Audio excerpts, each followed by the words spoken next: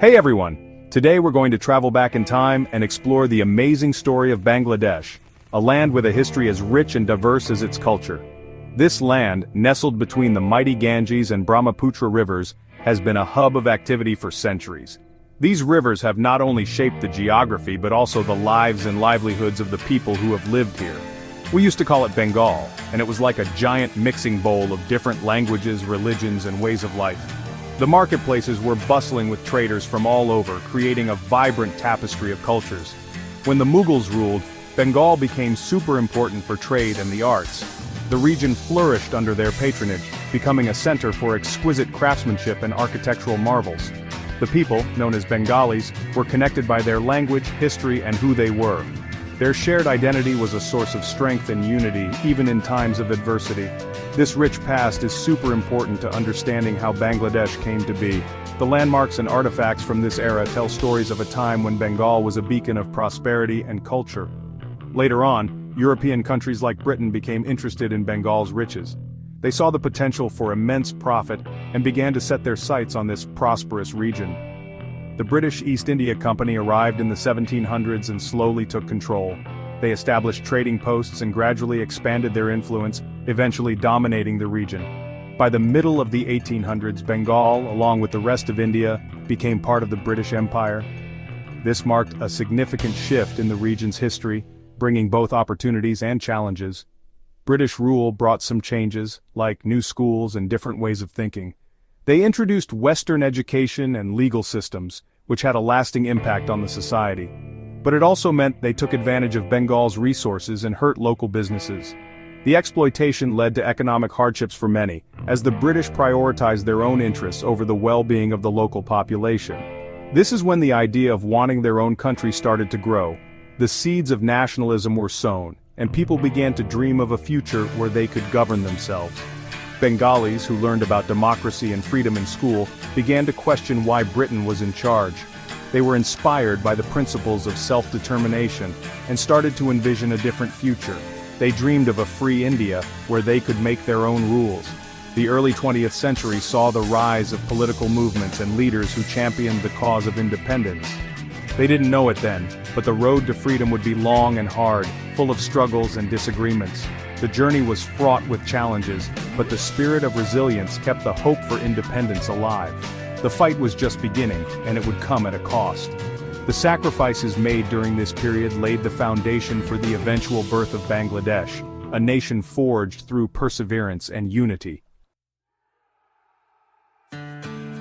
As more and more people in India wanted freedom in the 1900s, a big problem arose: religious differences. The Indian subcontinent was a melting pot of various cultures, languages, and religions, but the primary divide was between Hindus and Muslims. This divide was not just religious but also political and social, creating a complex web of tensions. The British, under pressure to leave, came up with a plan to split India into two separate countries, India and Pakistan. This decision was made hastily, without considering the deep-rooted connections and the potential consequences of such a division. The idea was that Hindus and Muslims were too different to live together peacefully. This notion ignored centuries of coexistence and mutual influence between the two communities. This plan, announced in June 1947, caused a lot of trouble.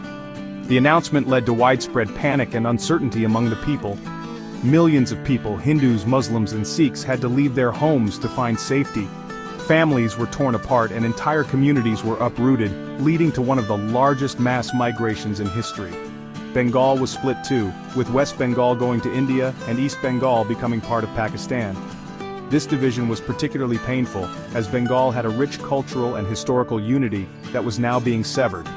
This division, based on religion instead of shared history and culture, would have a huge impact on the people of East Bengal. The cultural fabric of the region was deeply affected, leading to long-term social and economic challenges.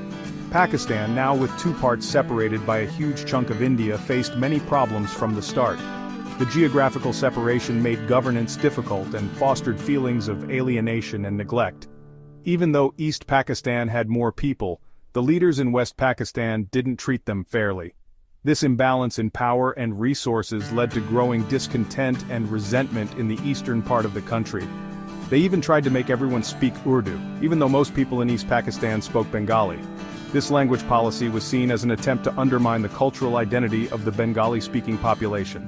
This made people angry and caused even more division. The sense of injustice and cultural suppression fueled the desire for autonomy and self-determination among the people of East Pakistan. The plan to create a homeland for Muslims had accidentally created a new problem.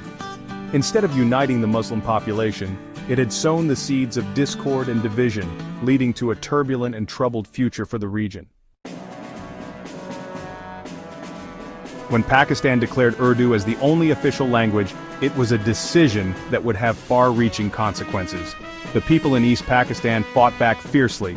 To them, Bengali wasn't just a language, it was an integral part of their identity and culture.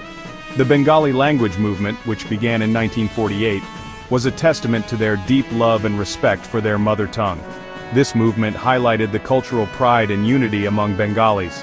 Things escalated dramatically in 1952. On February 21st, students and activists defied the government's oppressive rules and marched in Dhaka, demanding recognition and respect for the Bengali language. The police responded with brutal force, attacking the peaceful protest. Tragically, several people lost their lives that day. These martyrs became heroes, immortalized as symbols of Bengali resistance and courage. The Bengali language movement marked a significant turning point in the history of East Pakistan. It ignited a powerful sense of Bengali nationalism and exposed the deep-seated injustices faced by East Pakistanis. The movement evolved beyond the issue of language. It became a broader struggle for freedom, self-determination, and control over their own destiny. It was evident that East Pakistanis would no longer accept being treated as second-class citizens. The fight for language rights ultimately transformed into a fight for independence, leading to the birth of a new nation. The 1970 election in Pakistan changed everything. The Awami League, led by Sheikh Mujibur Rahman, won a huge victory in East Pakistan. But the leaders in West Pakistan refused to give them power, leading to protests and unrest. On March 25, 1971, the Pakistani army attacked unarmed civilians in East Pakistan. This brutal attack, called Operation Searchlight, involved killings and other terrible acts. Millions of Bengalis fled to India for safety. The world watched in horror. The Pakistani army's actions made the Bengali people even more determined. On March 26, 1971, Bangladesh declared its independence. The Mukti Bahini, made up of Bengali freedom fighters, started fighting against the Pakistani army. The Bangladesh Liberation War had begun, a 9-month fight for freedom. The Bangladesh Liberation War showed the incredible strength of the Bengali people. The Mukti Bahini, helped by the Indian Army, fought bravely against Pakistan. There was so much bravery and sacrifice. Finally, on December 16, 1971, the Pakistani army surrendered. A new nation was born, Bangladesh.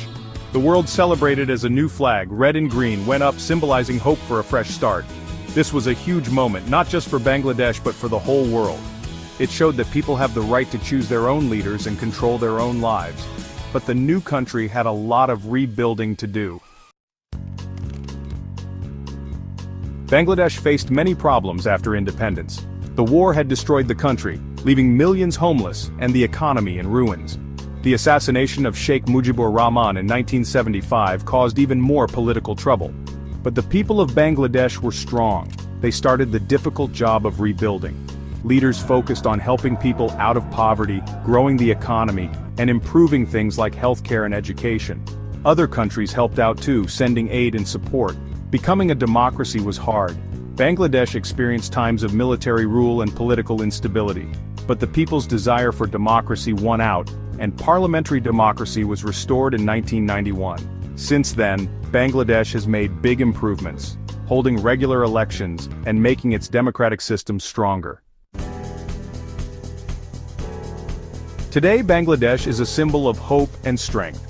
Despite its difficult past, it's an example for other developing countries, making amazing progress in many areas. Its economy has grown quickly, moving from a very poor nation to a lower middle-income country. Bangladesh has also done a great job improving things like how many people can read, reducing the number of babies who die, and making sure more people have access to healthcare and education. Women are also playing a bigger role in society and the economy. Bangladesh's success is because of its hard-working people. The country has used its strengths in farming, clothing manufacturing, and money sent home from people working abroad to help its economy grow. Groups of citizens working together, a tradition from the Liberation War, continue to fight for fairness, human rights, and good government. The spirit of Bangladesh is all about never giving up. Despite facing natural disasters, poverty, and political problems, the people have always held on to hope. They have faced hardship with courage, kindness, and a belief in a better future. The memory of the Liberation War, which united everyone in the fight for freedom, continues to inspire people today. Bangladesh's rich culture of music, literature, and art makes people proud. Bangladesh's commitment to democracy, human rights, and social justice has earned it respect around the world. The country has spoken up for the rights of developing nations and promoted peace and cooperation. As Bangladesh celebrates 54 years of independence, it looks to the future with hope. The country has big goals, like becoming a richer country by 2031 and a fully developed country by 2041. There will be challenges along the way, like income inequality, climate change, and improving infrastructure. But with its strong spirit, good leaders, and the support of its people, Bangladesh is ready to face these challenges and reach its full potential. The story of Bangladesh is a story of the power of the human spirit. It's a story of resilience, hope, and overcoming challenges. As Bangladesh continues to grow and prosper, it inspires the world, showing that even when things are tough, people can create a better future.